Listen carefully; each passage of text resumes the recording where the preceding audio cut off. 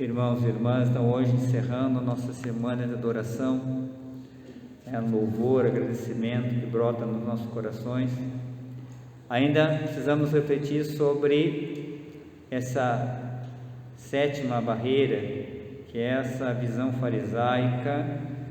Podemos acrescentar a visão farisaica de si mesmo, de Deus e das pessoas e da vida.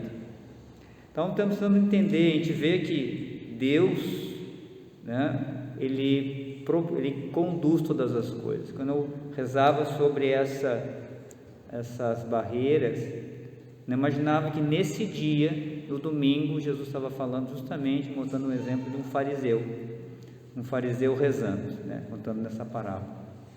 Então, muitos não sabem, então quem eram os fariseus? Era um partido religioso na época de Jesus, e eles eram estritos observadores da lei. Então, naquela época, além dos 10 mandamentos, eles foram sendo acrescentadas ao longo do tempo pequenas leis e outras leis para garantir a lei, e eles foram acrescentando outras leis. E até, por exemplo, até um sábado, por exemplo, que é um dia de repouso do Senhor para os judeus, até um número de passos que se podia dar sem ser trabalho era contado. Não se podia fazer, Então eles eram estritamente observadores dessas coisas, faziam jejuns, cumpriam, e eles estavam ali também querendo preparar a vinda do Messias, faziam tudo certo, mas no entanto esse grande anseio de fazer, desse cumprimento de todas as coisas, foi afastando da essência da lei de Deus. Então Jesus vai chamar eles muitas vezes de hipócritas, porque gostavam de cumprir, de aparentar, mas o coração deles estava longe de Deus. E muitas vezes nesse cumprimento era tão preocupação com tanta coisa de cumprir coisas externas, que muitas vezes esqueciam daquilo que era a essência da lei de Deus. Se lembra que Jesus disse para eles: olha, vocês filtram um mosquito e engolem um camelo, vocês deixam de lado a misericórdia, deixam de lado a graça, deixam de lado a justiça de Deus, mas são capazes de pagar o dízimo do cominho, da hortelã, mas acabam esquecendo de, olha, você tem que fazer isso, mas não pode esquecer a essência da lei de Deus, o porquê você faz isso. Então, quando a gente pensa em visão farisaica, é essa visão, ou seja, essa visão aonde a lei e o cumprimento externo das coisas também começam a tomar conta de nós.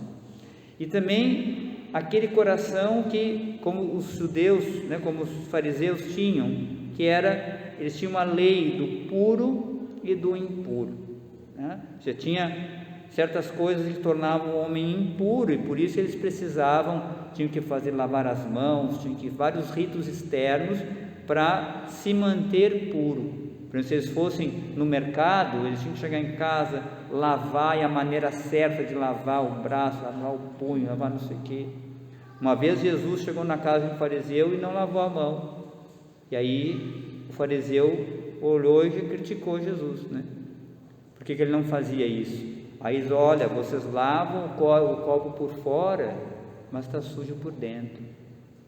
Então o coração, e começa a ensinar para eles que o que torna impuro o homem? O que torna impuro o homem diante de Deus não é comer isso, fazer aquilo, tocar nisso, tocar naquilo, não é isso. O que torna impuro o homem é o pecado de Jesus, que sai de dentro do coração humano. Lá, isso que é impureza. Para nós cristãos, o que é impuro? O pecado. Ou seja, quando o meu coração começa a ceder para o pecado, isso é a impureza. Não é tocar, não é se aproximar, não é falar com as pessoas, não é fazer tal coisa, não é isso, mas o pecado que torna o homem impuro. Então, quando eu tenho, muitas vezes isso vai entrando na nossa fé, na nossa vivência. Quando nós, às vezes acontece na medida que a gente até vai caminhando na igreja, né? Muitas vezes a gente pode acabar confiando na sua própria justiça, naquilo que a gente faz. A gente, mas eu vou na missa, eu vou nisso, eu faço isso, eu faço aquilo. E a gente começa então a se julgar no direito ou se arvorar direito de julgar os outros. Começa a fazer essa separação do puro e do impuro. Aquele que está no pecado, está vivendo longe de Deus, eu já não quero saber dele, não quero me aproximar dele, não me preocupo com ele. Se ele vem na comunidade, já fica aí, né? Então o que agora vem querer aqui? O que esse cara quer aqui, né? Então a gente vê aquele que está no pecado, vê como um adversário, vê como aquele que eu tenho que me afastar para não me contaminar. Então eu não posso me aproximar. E vou fazendo da lei o meu Deus. A lei vira o meu Deus. Ou seja, até Deus tem que respeitar a minha lei, né? Porque a gente vai criando leis, criando normas internas em que Deus tem que esperar para me obedecer, para depois que eu fizer aquilo, Deus pode fazer. E isso é muito sutil, e muitas vezes ele é algo difícil de perceber, porque tem um véu assim de piedade, tem um véu mas se você não cuida, até Deus tem que esperar você, até aí muitas vezes ele está errado, né? Ele tem que esperar, porque o centro de toda a vida espiritual não é a lei, é a graça de Deus e o amor de Deus. A lei de Deus, ela se fundamenta no amor a Deus, no amor ao próximo e na vivência dessa graça de Deus, estar em estado de graça, em comunhão com Deus. Então, se eu não vivo isso, se eu não estou vivendo na graça, se eu realmente não estou amando o meu irmão, não estou amando a Deus, não adianta cumprir coisas externas para Deus, não adianta nada. Não é as coisas externas que vão nos salvar. Se essas coisas externas não estão fundamentadas no amor a Deus, no amor ao próximo, não serve para nada. É isso que São Paulo fala lá, hino da caridade, primeira carta aos Coríntios, capítulo 13, né? Eu posso falar a língua dos anjos, a língua dos homens, posso entregar meu corpo às chamas, posso dar todos os meus bens aos pobres, se eu não tenho amor, não serve. Então, ter essa visão farisaica justamente nos afasta da visão de Deus. Porque qual é a visão de Deus? A visão de Deus é a visão do amor misericordioso.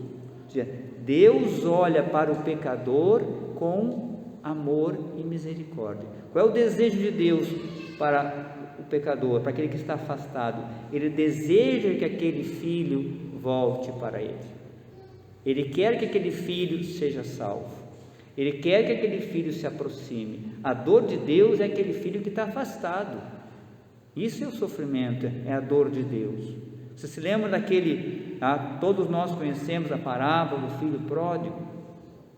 Ali fica claro isso. Qual era o desejo de Deus? Quando aquele filho volta arrependido, qual é a atitude do pai, que ali é Deus?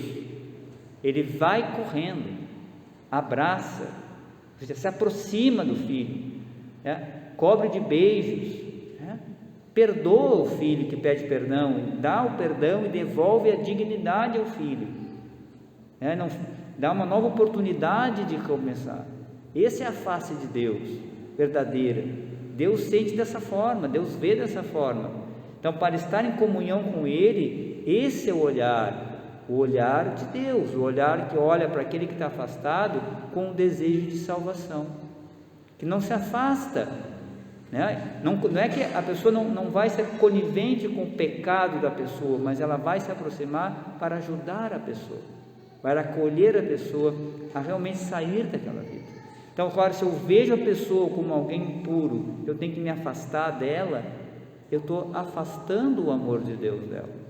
Eu estou condenando ela em vida, e isso não é atitude de Deus, isso não é do coração de Deus. Isso está presente naquele filho mais velho da parábola, o filho mais velho da parábola fazia justamente isso. Ele disse para o pai assim: olha, eu te sirvo todos os dias, eu fiz tudo que tu me mandou e nunca saí daqui, né? Então eu sou um filho perfeito, eu cumpro todas as coisas, faço tudo certo. E você que é injusto, porque você não me deu nada, ainda vai agora, esse teu filho aí que voltou, ainda vai fazer festa para ele voltar. Então essa é a atitude farisaica. A gente não entende Deus, a gente está voltado, né, para essa visão de nós, né, como puros, perfeitos, né? Até Deus, a gente vai desafiar até Deus, a gente vai começar a dizer que Deus está errado, não pode ser isso aí, né? Aquele cara não merece, né? Aquela pessoa não, e a gente vai, quem é que somos nós para julgar quem merece, quem não merece? Somos nós, é Deus que vai julgar. O olhar de Deus, o desejo de Deus é que aquele filho se salve. E por merecimento, meu irmão, minha irmã, ninguém recebe a graça de Deus por merecimento. Primeira coisa que vem é graça. Se você tivesse direito, não seria graça. A própria palavra graça significa isso, é de graça. Deus dá de graça. São Paulo vai dizer: olha, é por graça que nós somos salvos, não é porque nós éramos perfeitos que Deus nos salvou. Jesus morreu na cruz quando nós éramos inimigos dele. Então nós éramos inimigos de Jesus e ele mesmo assim nos amou e nos salvou. Então essa é a direção correta da nossa fé. É uma fé que age com caridade, que age com misericórdia, que não é conivente com o pecado, mas que vai agir, vai acolher, vai abraçar, vai ajudar aquele irmão que está afastado, vai se aproximar daquele que está no pecado. Porque esse é o sentido da evangelização, se fundamenta nessa misericórdia de Deus, aonde eu vou levar esse irmão a fazer a experiência da misericórdia de Deus. É aí que está. Quem de nós aqui não necessita ser perdoado? Quem de nós nunca necessitou ter que alguém tivesse contigo misericórdia? Quantas vezes nos aproximamos do confessionário, né, humilhados por causa dos nossos pecados, reincidentes dos nossos pecados, caindo, né? E do lado de lá encontramos o quê? Um coração bom, um coração misericordioso, que olhou para você e não disse assim: te vira, meu, agora. Já chega de te confessar. Não. Do outro lado você escutou, pela voz do Padre você escuta a voz de Jesus te dizendo: eu te absolvo dos teus pecados. Eu derramo agora na tua vida novamente a minha misericórdia. Começa de novo, levanta a tua cabeça e vamos começar de novo, lutar contra esse pecado e vamos vencer juntos. É assim que Deus faz conosco, e é assim que Ele deseja que se faça com que nós façamos entre nós, que tenhamos esse coração não de condenação, um coração que ajuda, que leva a uma mudança, leva à experiência da misericórdia. Então esse fariseu, justamente, ele não percebia isso. Deus não estava achando errado que ele fazia aquelas coisas de dar jejum, isso estava certo.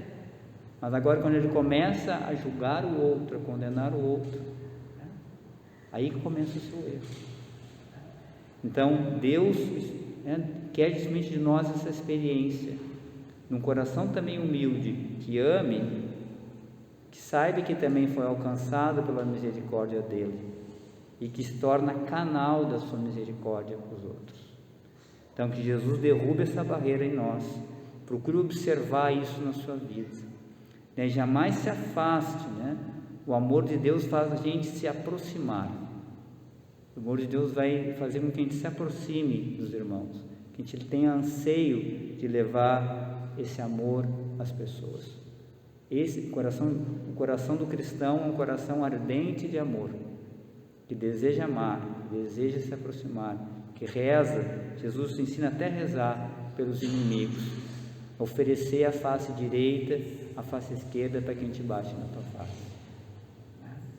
Então vamos pedir a Jesus que venha converter o nosso coração, nos fortalecer na vivência desse amor, que às vezes é difícil a gente entender, a gente acaba querendo contestar a Deus, esperneia, mas esse é o caminho da misericórdia de Deus, espalhada, vivenciada através de nós e que chega ao coração das pessoas. Então, irmãos e irmãs, que Deus nos ajude nesse caminho de conversão, que já hoje, amanhã, a gente já comece a viver esse tempo novo, a beber já dessa graça, dessa semana de adoração, que foi uma semana de misericórdia para nós. Jesus nos protegeu, nos deu tantas graças. Agora vamos amar também, vamos fazer a nossa parte, vamos amar os irmãos que Deus coloca na nossa vida. Façamos um momento de silêncio agora, acolhendo em nosso coração a palavra do Senhor.